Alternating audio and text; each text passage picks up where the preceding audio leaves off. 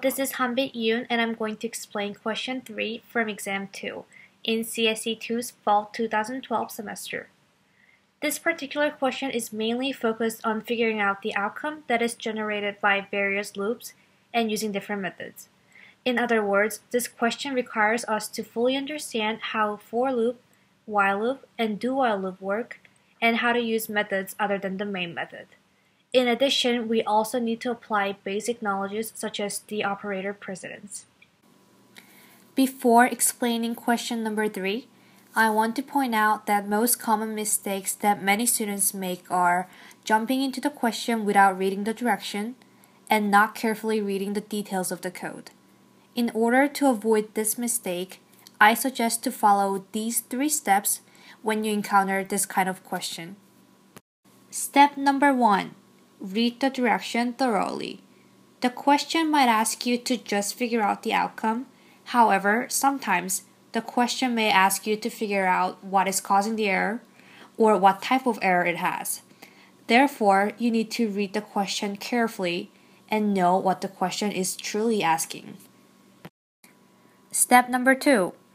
Check if the code generates an error. There are many different things that may cause an error. For example, data mismatch, undeclared variable, typo, missing bracket, and missing semicolon. Thus, instead of jumping into the conclusion, you need to read the code first and figure out if it compiles or not. Also, even if it compiles, we need to carefully examine if it makes any runtime error.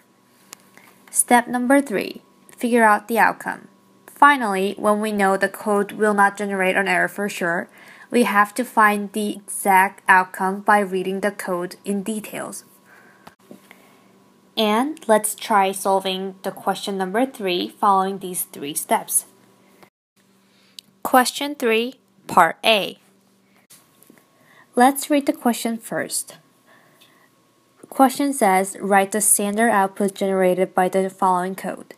If the compiler would generate an error, write CE to indicate a compiler error, or RE to indicate a runtime error.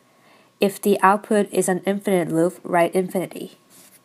So, basically, if it doesn't compile at all, write CE. If it compiles but generates an error, write RE. If it generates an infinite loop, write infinity. Other than those options, we need to write a specific outcome. Fortunately, this question does not ask us what is causing the error, so we don't have to worry about that part. And let's move on to the next step.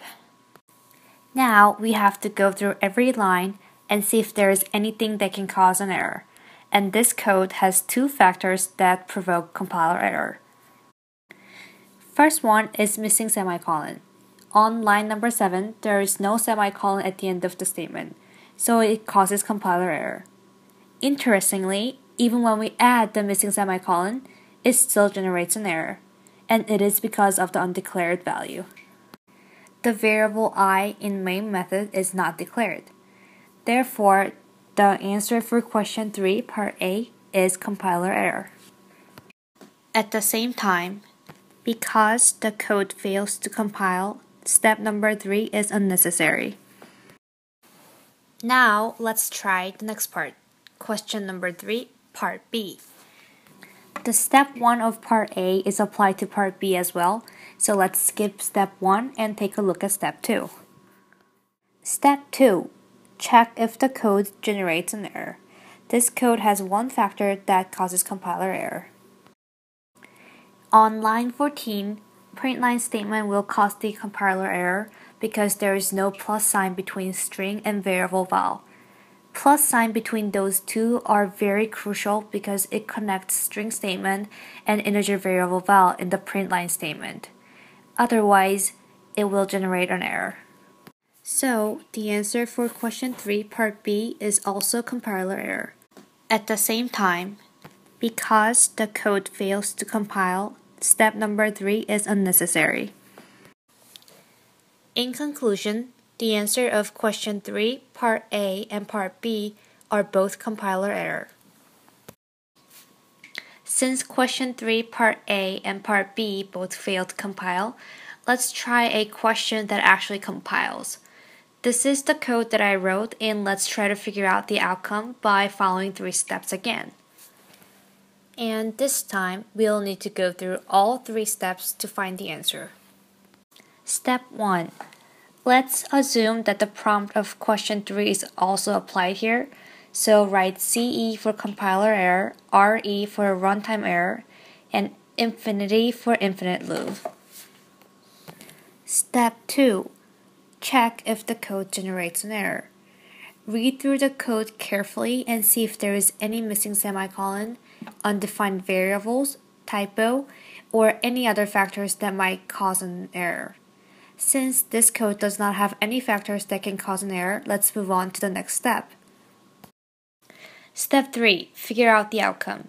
To solve this problem correctly, it is very important to understand how the loop works. And for this question, we particularly need to examine for loop and find the result. So let's look at the for loop in this code. For loop starts at I equals 0, I increases by 1, and it stops when I is not smaller than 3. First cycle of the loop when I equals 0 and equals method A of 0, this will return I plus I, which is 0 plus 0. So when I equals 0 and equals 0, and I will increase by 1. Second cycle of the loop when I equals 1 and equals method A of 1, this will return 1 plus 1, which equals to 2. Then increase I by 1. Third cycle of the loop when I equals 2 and equals method A of 2, this will return 2 plus 2, which is 4. Then I will increase by 1 again. Finally, after the third cycle, the loop will stop because variable I has to be smaller than 3. Therefore, n equals 4. And then, when we actually run this program, this code will print out a print line statement which says number colon 4. We have to be careful here. People often forget about spaces when they write down the answer. This code has a print line statement that has a space after the colon. So, we have to include space between number colon and variable n. Thus, the correct answer should be number colon space 4. To prepare for an exam, I suggest trying similar problems in other exams.